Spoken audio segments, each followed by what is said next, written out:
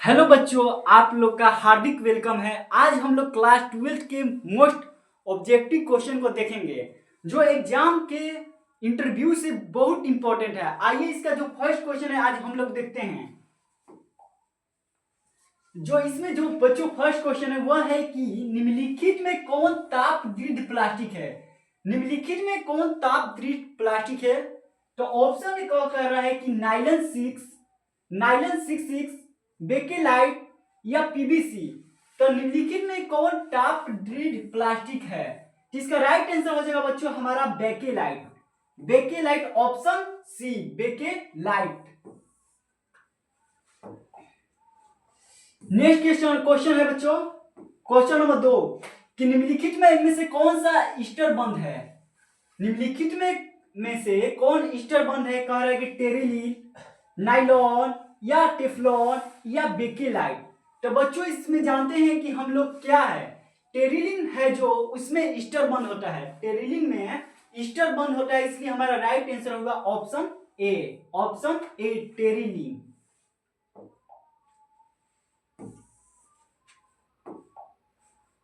कह रहे बच्चों देखिए C2H9N से बनने वाले बहुलक की संख्या है। जो H भले C2H9N से बनने वाले बहुलक की संख्या कितनी है? कह रहे ऑप्शन में 2 है, 3 है या 4 है या 6 है। तो बच्चों हम लोग जानते हैं जो C2H9 से बहुलक बनता है उसकी संख्या हम लोग जानते हैं कितना होता है, तो 4 होता है। उसका राइट आंसर हो जाएगा हमारा option C for cat, option सी।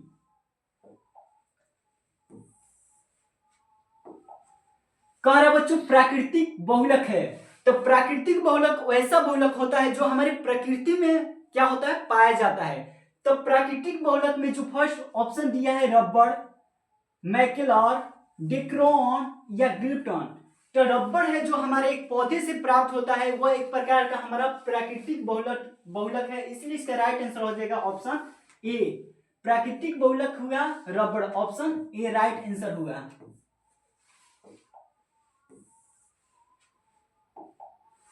कि देखिए 5 नंबर क्वेश्चन कह रहे हैं कि वे बहुलक जो गर्म करने पर नम हो जाते हैं, वे बहुलक जो गर्म करने पर नम हो जाते हैं क्या कहलाते हैं?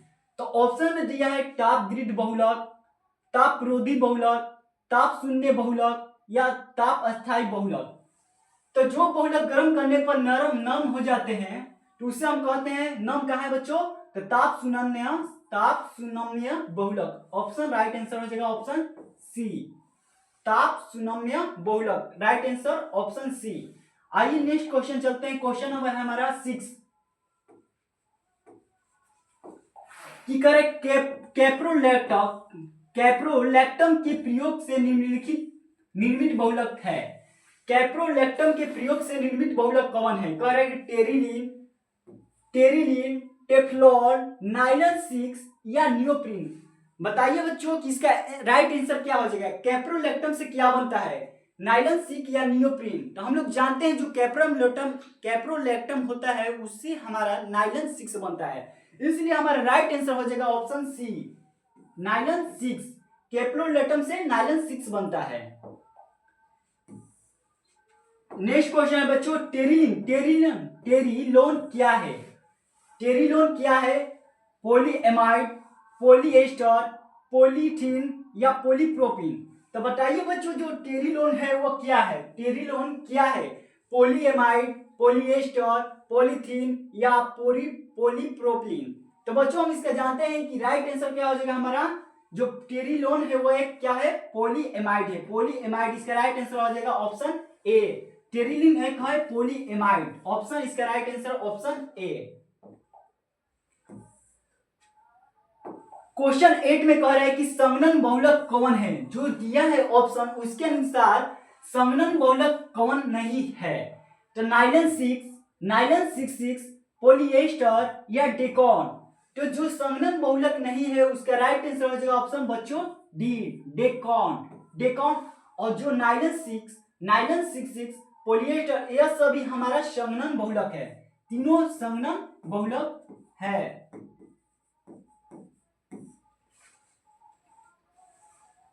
देखते हैं बच्चों नेक्स्ट क्वेश्चन हम लोग क्वेश्चन नंबर 9 कि निम्नलिखित में से बायोडिग्रेडेबल बहुलक कौन है। बायोडिग्रेडेबल बहुलक कौन है? कह रहा है गिल्टन, नाइलन 66, पीटीटीई, सेलुलोज। तो बायोडिग्रेडेबल बहुलक कौन है? तो हम लोग जानते हैं जो गिल्टन है, नाइलन 66 है या पीटीटी है, तीनों क्या है हमारे जो क्या होते हैं मानव द्वारा निर्मित होते हैं। तीनों यह हमारे मानव द्वारा निर्मित होते हैं, जबकि जो सेलुलोज है वह प्राकृतिक रूप से निर्मित होते हैं। तो इसलिए इसका राइट आंसर हो जाएगा हमारा ऑप्शन डी, सेलुलोज एक बायोडिग्रेडेबल बहुलक हुआ।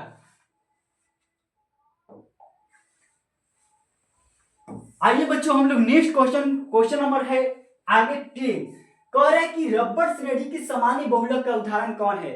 जो रबर श्रेणी है उसका जो बहुलक है वह कौन सा है? तो ऑप्शन में दिया है हमारा थायोकोल, ब्यूनाएन या जीआरएन या सभी। जो रबर श्रेणी के सामान्य बहुलक की उदाहरण है तो हमारा थियोकोल भी होगा, ब्यूनाएन भी होगा, जीआरएन भी होगा, ये सभी भी होगा। इसका राइट आंसर हो जाएगा ऑप्शन डी, थायोकोल, ब्यूनाएन, जीआरएन। इसका राइट आंसर हो जाएगा ऑप्शन डी, ऑप्शन डी।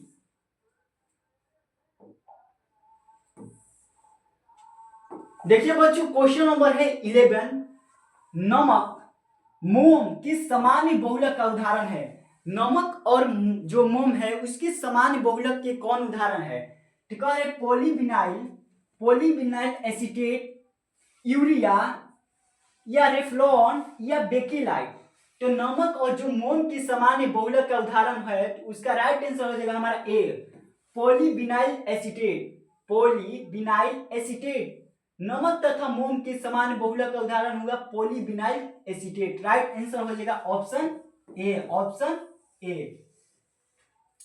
आइए बच्चों हम लोग नेक्स्ट क्वेश्चन की चलते हैं। क्वेश्चन नंबर 12 है, इसमें कह रहे पॉलीएक्रिलेट। पॉलीएक्रिलेट बहुलकों का एक उदाहरण है। जो पॉलीएक्रिलेट बहुलकों का एक उदाहरण है तो ऑप्शन में कह रहे पीवीसी, पीवीसीएल, पमा या टिफ्लॉन। बताइए बच्चों इसका राइट आंसर क्या हो जाएगा? पॉलीएक्रिलेट बहुलकों का उदाहरण क्या होगा? पॉलीएक्रिलेट बहुलकों का उदाहरण क्या हो जाएगा? तो पीवीसी, पीवीसीएल, पामा या टिफ्लॉन।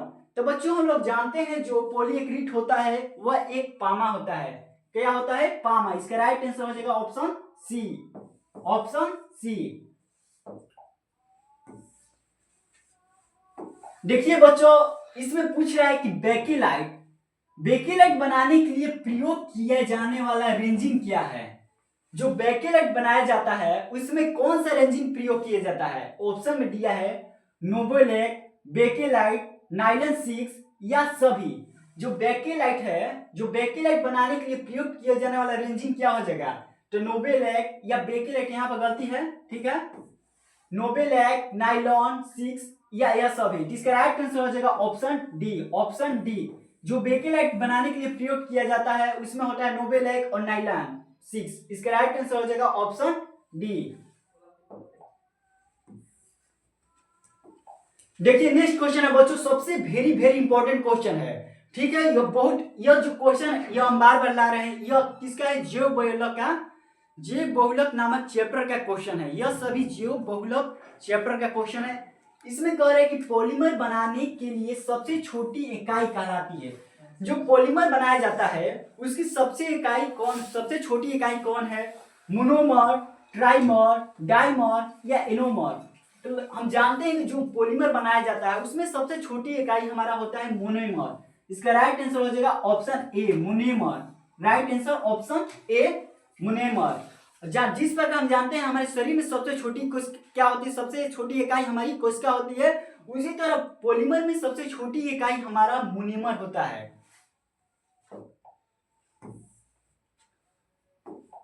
देखिए बुलेट प्रूफ कांच बनाने में प्रयुक्त बहुलक है। जो बुलेट प्रूफ कांच बनाया जाता है उसमें प्रयुक्त बहुलक कौन सा है? तो ऑप्शन में दिया है पामा, लेक्सन, नोमेक्सन या क्लोर। जो बुलेट प्रूफ कांच होता है उसमें जो बहुलक का इस्तेमाल किया जाता है वो हमारा लेक्सन होता है। क्या होता है? लेक्सन, इसलिए इसका राइट आंसर हमारा बच्चों हो जाएगा option B, option B Lexan. Next question की प्राकृतिक रूप में पाए जाने वाला जो जैव बहुलक है वो कौन है? जो प्राकृतिक रूप से में पाए जाने वाले जैव बहुलक कौन है? टेफ्लॉन कह रहा है, या प्रोटीन है, या नाइलॉन 66 है, या न्यूक्लिक एसिड है। तो बच्चों जो हम जानते हैं प्राकृतिक में पाए जाने वाले जैव बहुलक हमारा क्या होगा? राइट आंसर हो जाएगा ऑप्शन डी, जो न्यूक्लिक अम्ल है यानी डीएनए है, डिऑक्सी नाइक्लो राइबो डीऑक्सी नाइक्लो एसिड है, वह हमारे प्राकृतिक में एक जैव बहुलक के रूप में पाया जाता है, इसलिए इसका राइट आंसर हो जाएगा ऑप्शन डी।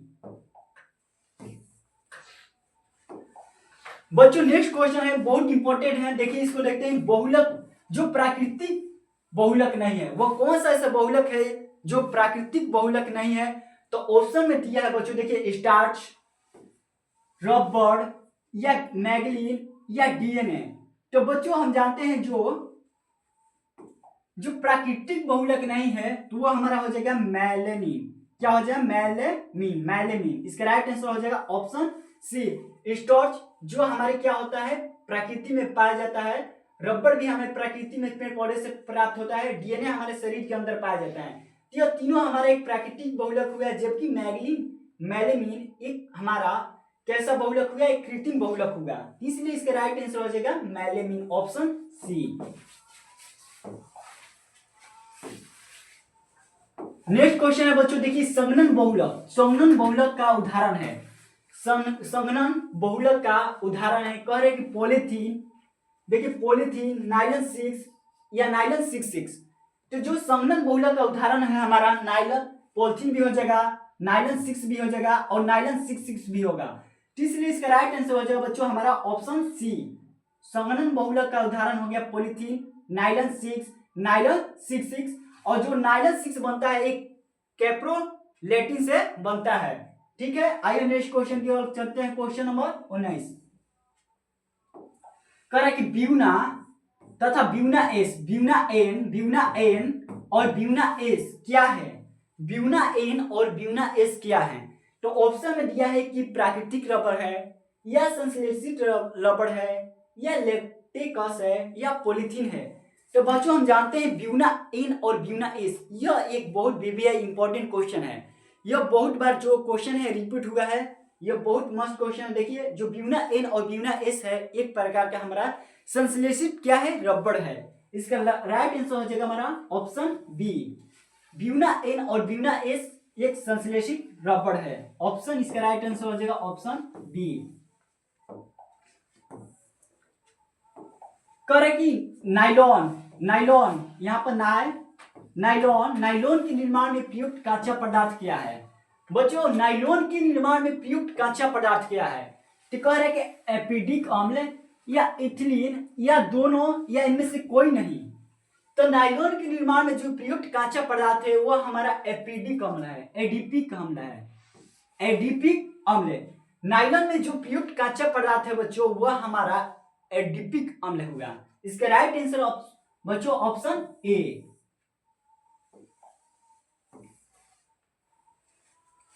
देखिए बच्चों नेक्स्ट क्वेश्चन है कि फिनोल का प्रयोग के उत्पादन में किया जाता है। जो फिनोल का प्रयोग किसके उत्पादन में किया जाता है? बेकेलाइट, या ब्यूटाटाइट, या पॉलीस्टाइरीन, या पीवीसी। तो फिनोल का प्रयोग किसके उत्पादन में किया जाता है? आप इसका राइट आंसर क्या करेंगे? कमेंट में देंगे। ठीक है, इसका जो आप लोग आंसर देंगे इसका आंसर आप लोग कमेंट में देंगे। ठीक है, आइए हम नेक्स्ट क्वेश्चन की ओर चलते हैं, इसका आप आंसर कमेंट में देंगे। ठीक है, कमेंट में देंगे।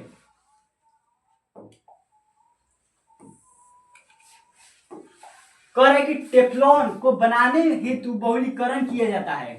टेफ्लॉन को बनाने हेतु क्या किया जाता है? बहुलन किया जाता है। तो एथीन का, या टेट्राफ्लोरोएथीन का, या स्टाइरिन का, या विनाइल साइनाइड का। तो बच्चों जो टेफ्लॉन बनाने में बहुलीकरण किया जाता है, टेफ्लॉन बनाने में जो बहुलीन किया जाता है, तो इसका राइट आंसर हो जाएगा हमारा टेट्राफ्लोरोएथीन का। किसका? टेट्राफ्लोरोएथीन का। इसका राइट आंसर हो जाएगा हमारा ऑप्शन बी, ऑप्शन बी। देखिए बच्चों नेक्स्ट क्वेश्चन है कि पॉलीथीन, जो पॉलीथीन है एक बहुलक है। पॉलीथीन किसका एक बहुलक है? ऑप्शन में कह रहा है कि ईथेन का, या प्रोपीन का, या एथीन का, या इथाइन का। जो पॉलीथीन है किसका बहुलक है बच्चों? पॉलीथीन किसका बहुलक है? तो हमारा राइट आंसर हो जाएगा पॉलीथीन एक प्रकार का इथेन का बहुलक है। किसका है बहुलक? इथिन का। इसका राइट आंसर हो जाएगा बच्चों ऑप्शन सी, इथिन का।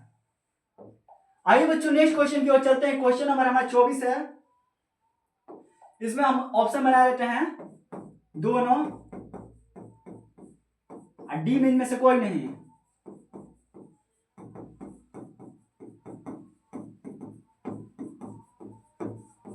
तो देखिए क्वेश्चन में क्या कह रहा है कि कार के टायर में प्रयुक्त होता है। कार के टायर में कौन सा प्रयुक्त होता है? कह रहे ब्यूना रबड़, या टेफ्लॉन, या दोनों, या इनमें से कोई नहीं। तो जो हमारे कार के टायर में प्रयुक्त होता है वो कौन सा रबड़ होता है? तो हमारा ब्यूना रबड़ होता है। टायर में जो गाड़ी का टायर होता है उसमें कौन सा रबड़? तो इसका राइट आंसर हो जाएगा बच्चों ऑप्शन ए, ब्यूना रबड़। इसका राइट आंसर ऑप्शन हो जाएगा ए, ब्यूना रबड़। देखिए बच्चों कि बहुलक जो न टूटने वाली कोकरी बनाने के काम में आता है वो कौन सा ऐसा बहुलक है जो न टूटने वाली कोकरी बनाने के काम में आता है? तो वो कौन सा है? मेलिमीन, पॉलीमेलिनीन, या टेफ्लॉन, या डेक्रॉन। तो बहुलक जो न टूटने वाली कोकड़ी बनाने की काम में आता है वो हमारा एक मेलेमिन होता है। कौन सा होता है बच्चों? तो मेलेमिन होता है। इसका राइट आंसर बच्चों हो जाएगा ऑप्शन ए। बहुलक जो न टूटने वाली कोकरी बनाने के काम में आता है वो हमारा मेलेमिन होता है। ऑप्शन ए इसका राइट आंसर।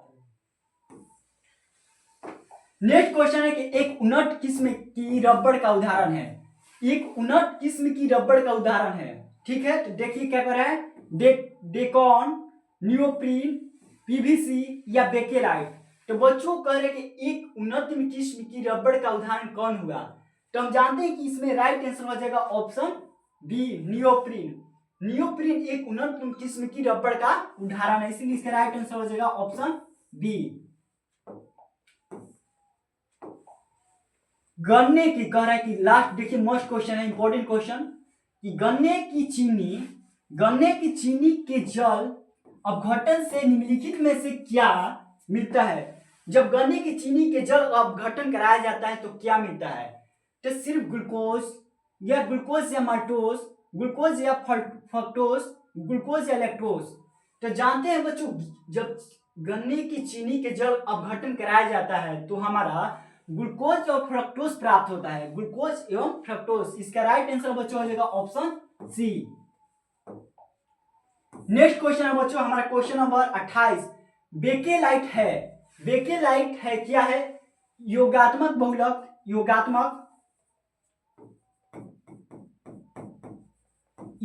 बहुलक, प्रत्यास्थ बहुलक, ताप शून्य बहुलक, या ताप दीर्घ बहुलक।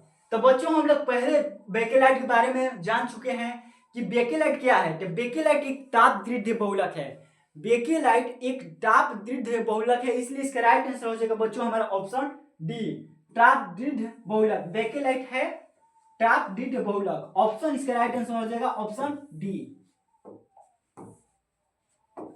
करें ब्यूना एस अभी पढ़ चुके हैं कि ब्यूना एस क्या है। ब्यूना एन और ब्यूना एस एक प्रकार का हमारा संश्लेषित क्या है? रबड़ है, संश्लेषित रबड़ है। इसका राइट आंसर हो जाएगा ब्यूना एस एक प्रकार का हमारा संश्लेषित बहुलक है। कैसा बहुलक है बच्चों? तो बहुलक है हमारा संश्लेषित, इसलिए इसका राइट आंसर हो जाएगा हमारा ऑप्शन बी। नेक्स्ट क्वेश्चन है बच्चों ब्यूना एस में एस का अर्थ क्या है? तो हम जानते हैं ब्यूना एस और ब्यूना एस एक प्रकार का हमारा संश्लेषित बहुलक है, और ब्यूना एस में जो एस है वह एक प्रकार का स्टाइरिन है। क्या है बच्चों? ब्यूना एस में क्या है? ब्यूना एस में एस एक प्रकार का हमारा स्टाइरिन है। ऑप्शन इसका राइट आंसर हो जाएगा ऑप्शन सी। करंट नाइलॉन 66 में अंतर आणविक बल होता है। जो बच्चों हमारा नाइलॉन 66 एक बहुलक है, जो एक संघनन बहुलक है। नाइलॉन 66 एक संघनन बहुलक है, उसके बीच कैसा बंध होता है? एच अबंध, सहसंयोजक अबंध, या आयनिक अबॉन्ड या इनमें से कोई नहीं। तो बच्चों नाइलन 6 में हमारा एच अबॉन्ड होता है। राइट आंसर हो जाएगा ऑप्शन ए, एच अबॉन्ड। एच अबॉन्ड, इसलिए इसका राइट आंसर हो जाएगा ऑप्शन ए। निम्नलिखित में कह रहा है कि कौन योगशील बहुलक है। निम्नलिखित में कौन सा योगशील बहुलक है? तो नाइलन 6 या उच्च घनत्व वाले पॉलीथीन या डेक्रोन। तो बच्चों हम जानते हैं कि योगशील एक प्रकार का कौन सा बहुलक है? तो उच्च घनत्व वाला क्या होता है? पॉलीथीन। कौन सा बच्चों? तो हो जाएगा योगशील बहुलक उच्च घनत्व वाला पॉलीथीन। इसका राइट आंसर हो जाएगा बच्चों ऑप्शन सी। इसका राइट आंसर हो जाएगा सी। नेक्स्ट क्वेश्चन देखिए, कह रहा है कि F2C CF2 के बीच डबल बॉन्ड है, तो किसका एकलक है? किसका एकलक है? F2C डबल बॉन्ड CF2 निम्नलिखित में से किसका एकलक है? टेफ्लॉन का, गाइल्टन का, नाइलॉन 6 का या ब्यूना एस का। तो जो यह किसका एकलक होगा बच्चों? तो यह हमारा टेफ्लॉन है, उसका एकलक है। टेफ्लॉन का यह एकलक है। इसका राइट आंसर हो जाएगा बच्चों हमारा ऑप्शन ए।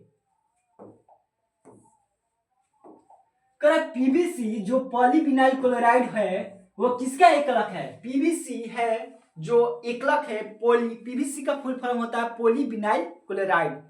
ये किसका एकलक है? एथीन का, ट्रेट्रा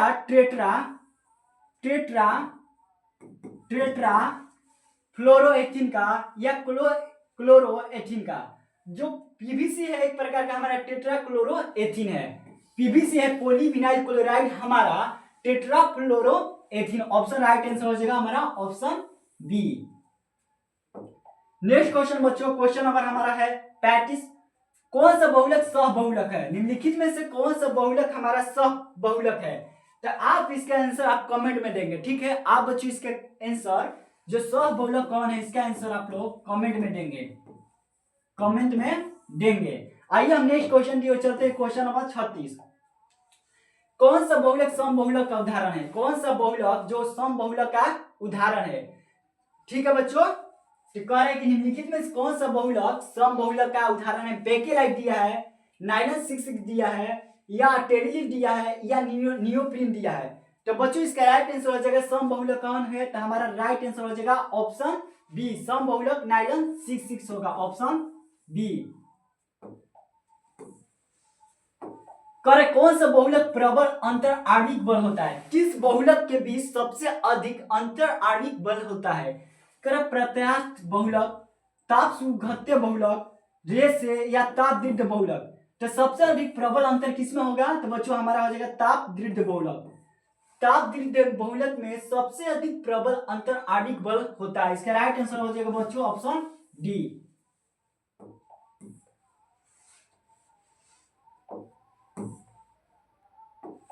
कि पॉलिथीन क्या है बच्चों? पॉलिथीन क्या है? तो पॉलिथीन को जब हम गर्म करते हैं तो क्या हो जाता है? नम होता है।